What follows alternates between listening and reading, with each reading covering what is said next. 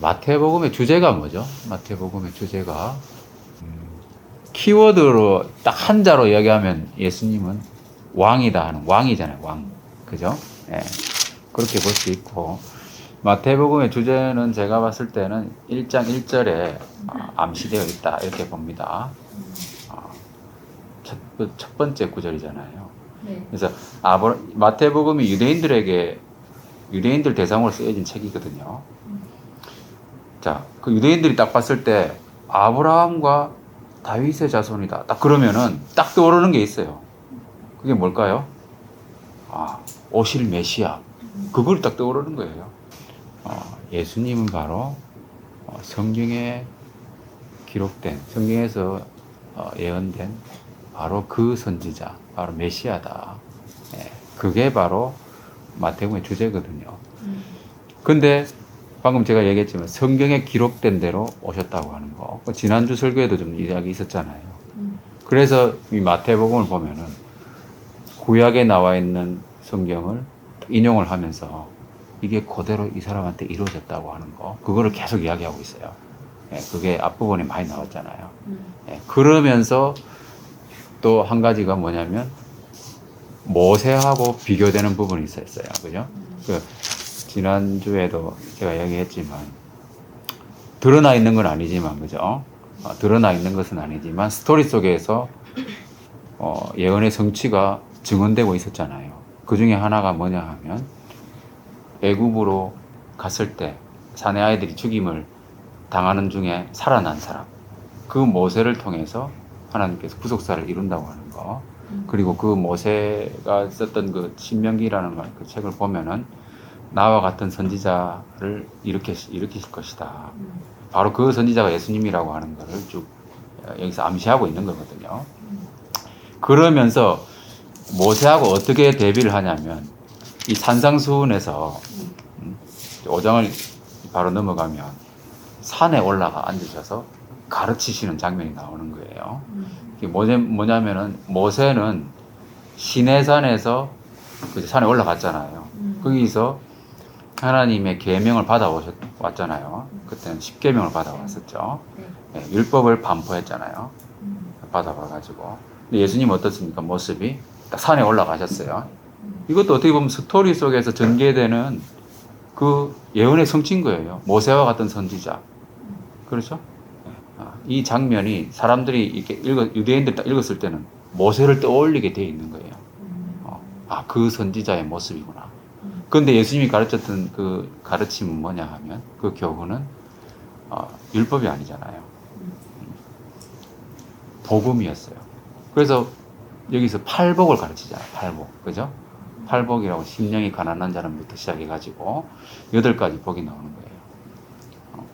모세는 10계명을 받아와가지고 반포했잖아요. 예수님은 8가지 복을 먼저 말씀하셨어요. 10계명은 10이라고 하는 건 완전수잖아요. 그죠? 하나님의 율법은 완전하다. 자, 근데 예수님은 8복을 왜 10개를 안 하고 8복을 하셨을까? 10개를 만들어내실 수도 충분히 그러실 수 있는데 그렇잖아요. 근데 8이라고 하는 숫자가 어떤 의미가 있냐 하면 7은 무슨 의미예요? 7? 행운의 의미가 우리 일반적인 사람한테는 행운의 의미가 많고 또 완전수. 예, 7도 완전수예요. 완전수가 여러 가지가 있는데 3도 완전수고 7도 완전수고 10도 완전수. 약간 그 의미는 조금씩 다르긴 한데 7은 하나님의 숫자잖아요. 그죠? 하나님께서 세상을 만드시고 마지막 날까지 해가지고 안식하신 날까지 합쳐서 7일. 그래서 7이라고 하는 것은 하나님의 숫자인데 8이라고 하는 것은 뭐냐면 새로운 시작을 의미하는 숫자입니다. 그 난지 8일 말에 할례를 행해가지고 그 하나님의 백성이 되게 하셨잖아요. 그죠? 언약의 표. 그리고 그래서 8일째 되는 날은 무슨 날입니까? 일주일이 다 끝나고 다시 시작하는 날이잖아요. 그죠? 그래서 8이라고 하는 건 새로운 시작이에요. 그래서 예수님이 팔복을 선언하신 거, 선포하신 것은 그런 의미가 있다고 하는 거. 그리고 여러분 그 히브리어라든지 헬라어에 보면 그 알파벳 있잖아요. 알파벳에 고유 값이 있어요. 여러분들 그 뭐 예를 들면 그 로마자 그 고유 값이 있는 거 알고 있죠? 로마자에 예를 들면 I는 1이잖아요. 그죠? 그 V는 뭡니까? 5잖아요. 그 X는 10을 의미하잖아요. 그 문자 가지고 숫자를 표현할 수 있어요. 마찬가지로 헬라어나 히브리어 같은 경우도 그 당시에 아라비아 숫자가 없었잖아요. 그 숫자를 표현할 때는 문자 가지고 표현했거든요. 네, 그렇게 해가지고 어떤 거는 10을 의미하고 어떤 건 20, 뭐 이런 게 있었어요. 근데 예수님의 그 이름 있잖아요. 예수님의 이름을 그 여러분 찾아보시면 나올 겁니다. 인터넷 같은데. 예수님의 이름이 헬라어로 된 이름을 그 숫자 값을 있잖아요. 다 더하면 뭐가 될까요? 숫자 값을 다 더하면 888이 돼요. 예수님은 새로운 시작을 알리는 완전히 그 새로운 시대를 여신 분. 그죠? 새로운 복음. 우리를 새롭게 창조하여 주신 그죠? 구원을 통해서 거듭나게 하셔가지고 우리를 새로운 피조물로 만드셨다고 하는 그런 모든 새로움이 담겨 있는 그분이라는 거예요. 팔복의 의미도 그런 게 있고. 예. 그리고 예수님은 우리가 쭉 5장에 읽어보면 나오지만은 17절에 보면 율법이나 선지자를 폐하러 온 것이 아니고 완전하게 하려고 오셨다고 말씀하고 있잖아요. 네. 예. 율법과 선지자는 뭡니까? 율법과 선지자는 관용적인 표현입니다. 구약 성경을 지칭할 때 율법과 선지자 그러면은 이건 구약 성경이구나 그렇게 생각하면 돼요. 그냥 전체 구약 성경 전체를 율법이라고 하는 말로 표현할 수도 있습니다. 근데 보통 율법 하면은 좀 좁은 의미로는 모세오경을 이야기하고요. 선지자 하면 그 외에 나머지 성경들, 그 율법과 선지자 이렇게 얘기하는데 또는 뭐 율법을 전체 성경, 구약 성경으로 이야기하기도 합니다. 그 문맥에 따라서 그렇게 보시면 되고요.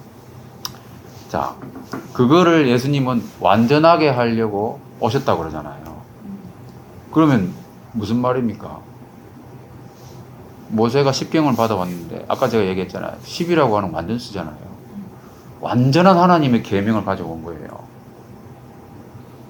근데 또 완전하게 하겠다. 이게 무슨 말일까요? 율법이 불완전합니까? 몇 가지 뜻이 의미가 있을 수 있는데요.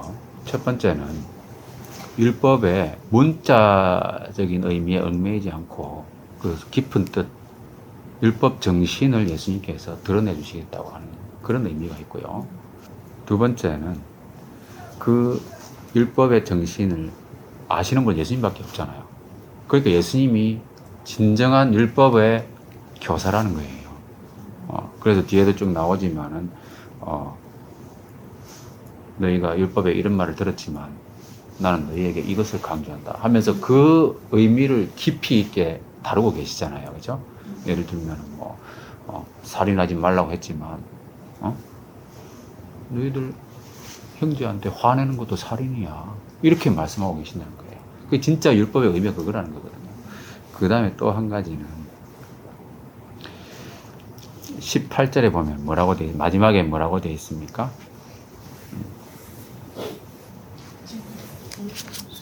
5장 18절 맨 마지막에 다 이루려. 그 율법을 궁극적으로 예수님이 다 이루신다는 거예요. 이것이 세상 끝날까지 다 이루어진다는 의미도 되지만, 그죠? 실제로 율법을 완성하신 분은 예수님이잖아요. 예수님 안에서 그게 다 이루어졌어요. 제사에 대한 것도 이루어지고, 정말 사랑이 무엇인지도 예수님이 다 보여주셨고, 하여튼 예수님이 다 이루신다. 그리고 십자가에서 예수님 실제로 죽으실 때 뭐라고 말씀하셨습니까? 다 이루었다고 말씀하셨잖아요. 다 이루어진 거예요. 그 예수님은 정말 율법을 완전케 하셨다. 하러 오신 그런 분이라고 하는 거. 예. 자, 마지막으로 한 가지만 더 이야기하면요.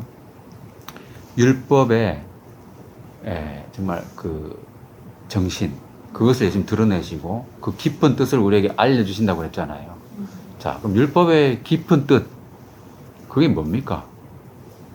첫 번째는 문자적인 게 아니고 뭐 행간을 읽는다는 우리가 표현도 하지만 정말 중요한 것은 있잖아요. 눈에 드러나는 것이 아니라 마음에 있는 것이다 하는 겁니다. 예. 마음의 상태가 드러나 있는 상태보다도 더 본질적인 거라는 거예요. 본질이고 마음의 상태가 예를 들면 분노에 휩싸여 있거나 그거는 살인한 거라는 거예요. 그래서 살인하지 말라. 나 살인 안 했어. 이렇게 말할 수 있지만 너 화내고 있잖아. 이러면은 그 사람 살인한 거예요. 그 사람. 예수님은 그 마음의 상태가 진짜 그 사람의 상태라고 하는 거. 그것을 드러내 주신다. 율법의 진짜 깊은 뜻은 뭐냐면 마음이라는 겁니다. 마음. 그래서 살인도 있지만은 예를 들면 간음 문제도 있잖아요. 음욕을 품는 자마다 간음했다 이미 해버렸다. 그래서 예수님은 너희 의가 서기관과 바리새인보다 낫지 않으면 결탄코 하나님 나라에 들어갈 수 없다. 그죠? 천국에 들어갈 수 없다고 그랬잖아요. 그럼 바리새인과 서기관, 이야, 저 사람들은 살인도 안 하고 간음도 안 하고 정말 거룩하게 살고 있구나. 그게 아니라는 거예요. 그게 아니고 그 사람들은 겉으로는 뭐 번지르하게 뭐 잘 살고 있는 것 같이 보일지 모르겠지만 속은 예수님이 나중에 책망하실 때 뭐라고 하십니까? 마태복음 23장에 보면은 너희들은 회칠한 무덤이다. 응? 여러분 관광지에 가면 무덤들이 종종 있어요, 그죠? 예. 얼마나 뭐 금으로 이렇게 테두리 쳐놓고 볼거리 많이 만들어 놨잖아요. 그 안에 묻혀 있는 죽은 사람의 뼈는 뭐겠습니까? 완전히 썩어 있고 지저분한 거잖아요. 바리새인과 서기관들에 대해서는 그렇게 표현하고 계시거든요. 그러니까 위선을 하지 말라는 거죠. 그래서 율법의 속 깊은 뜻은 그런 게 있을 수 있고요. 그 다음에 예수님이 쭉 이렇게 말씀하신 거 보면 이거를 과연 마음이 본질인데 그러한 마음 상태를 누가 스스로 가질 수 있느냐는 겁니다. 살인 안 하는 사람 아무도 없을 거 아니에요, 그죠? 간음 안 하는 사람 아무도 없을 거예요. 그러면 이 말씀은 뭐냐면 율법에서 이렇게 말하는 율법의 진짜 그 목적은 뭐겠습니까? 우리의 힘으로는 안 된다는 거예요. 그래서 예수님이 맹세하지 말라고 하신 말씀 중에도 보면은 네 머리로도 하지 말라. 이는 네가 한 트럭도 희고 금게 할 수 없다. 너는 아무것도 할 수 없는 존재라는 거야. 우리가 뭘 할 수 있다고 생각하는 것 자체가 착각이라는 거예요. 하나님 보시기에는 이건 아무것도 아니라는 거죠. 하나님이 원하시는 수준은 이만큼 높은데 사람들은 전부 밑에서 도토리 키재기 하고 있는 거잖아요. 그러니까는 율법에 정말 하나님 주신 의도, 목적, 그 정신은 마음이고 또 우리가 어떤 존재인지 깨달아라는 거예요. 정말 할 수 없다고 하는 거. 그래서 로마서 3장 20절에 보면은 율법으로는 죄를 깨닫는다고 하는 거. 그죠? 우리가 얼마나 연약한 존재인지를 깨달으라는 거예요. 율법의 완전성, 하나님이 위대하심을 우리가 알고 내가 그 앞에 얼마나 미약한 존재인지를 깨달으라고 하는 거. 그것이 있을 수 있고요. 또 마지막 한 가지는 마지막이라기보다는 제가 정리한 마지막입니다. 또 한 가지는 뭐냐면 율법의 목적 뭡니까? 율법의 목적? 율법의 목적이 뭐예요? 우리를 그리스도께로 인도하는 것이 목적입니다. 그래서 마지막 한 가지 제가 말씀드리고 싶은 것은 우리는 정말 할 수 없으니까 그러니까 성령이 필요하다. 성령이 필요하다는 겁니다. 우리는 할 수 없어요. 정말 할 수 없음을 인정해야 돼요. 그럼 어떻게 그럼 하나님이 우리에게 뭐 이것저것 하라고 명령하신 것들이 많이 있잖아요. 그거 어떻게 하느냐? 자, 로마서 말씀 한번 찾아보고 마무리하겠습니다. 로마서 말씀.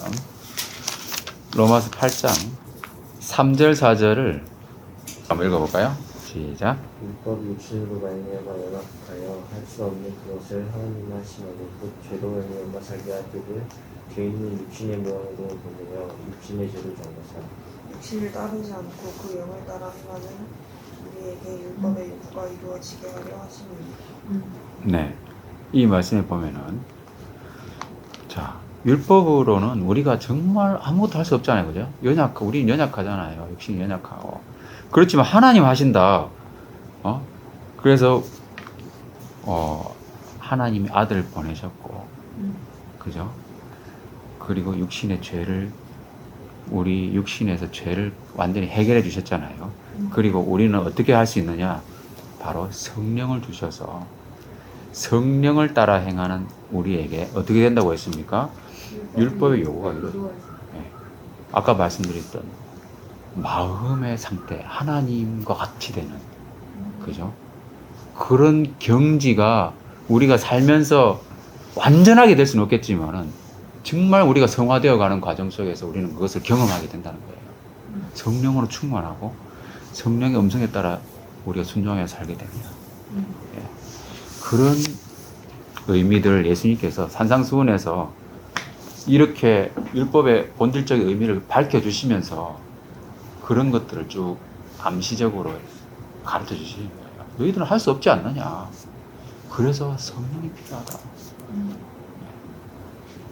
그런 의미입니다. 네.